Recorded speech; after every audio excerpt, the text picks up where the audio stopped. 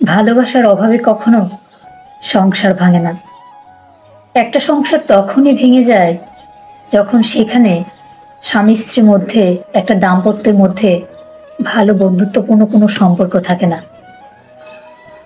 বিয়ের পর একটা স্বামী হতে পারে তার স্ত্রীর খুব ভালো বন্ধু, অথবা একটা স্ত্রী তার স্বামীর খুব ভালো বান্ধবী হতে পারে। কথাটা শুনে অবাক হচ্ছেন? অবাক হওয়ার কিছুই নেই। ভালোবাসা এমনি এমনি সৃষ্টি হয় না, বা এটা প্রকৃতির দানও না। ভালোবাসা সৃষ্টি হয় একে অপরকে স্পেস দেওয়ার মধ্য থেকে, একে অপরকে বোঝার মধ্য থেকে, একে অপরের মানসিকতাটা বিল্ড আপ করতে হয় একই সাথে। দেখেন, দুটো জিনিস কিন্তু একরকম কখনোই হয় না। দুটো মানুষ দুইটা গ্রহের, দুইটা মানুষ দুইটা ফ্যামিলি থেকে এসেছে, দুইটা মানুষ দুইটা পরিবেশে বড় হয়েছে। তো সেই মানুষের যে বিল্ড আপটা, সেই মানুষের যে মস্তিষ্কটা দুজনকে এক করে নিতে হবে। এমন হতেই পারে তার ফ্যান ছাড়া পছন্দ, তার ফ্যান বন্ধ করা পছন্দ, তার হয়তো বা বাতাস ভালো লাগে, তার বাতাস ছাড়াই ভালো লাগে। তার মানে এই না যে এটা নিয়ে আপনারা ঝগড়া করবেন। কথা বলছি, তো এটা করা যাবে না। একজনকে একজনের স্পেস দিতে হবে, একজনকে আরেকজনের বুঝতে হবে। নীরব যন্ত্রণা, মানসিক অত্যাচার, সেগুলো সহ্য করে আসলে অনেক সংসার টিকে থাকে।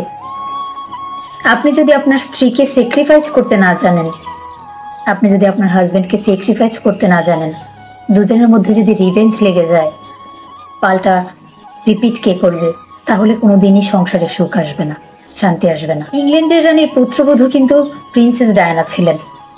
তার ছেলে চার্লস প্রিন্সেস ডায়ানাকে খুব পছন্দ করে বিয়ে করেছেন, সেটা আমরা ইতিহাস ঘাটলে দেখতে পারি।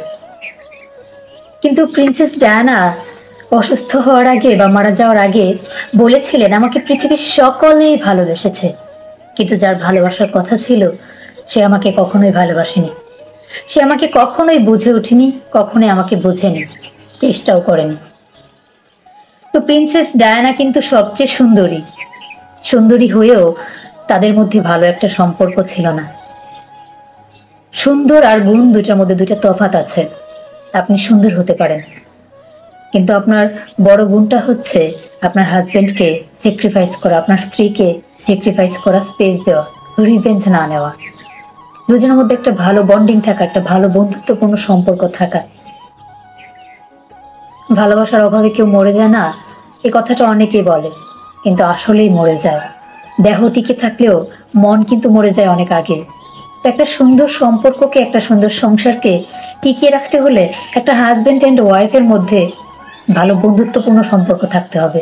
একজন একজনকে ছাড় দিতে হবে, বুঝতে হবে, সহায়তা করতে হবে।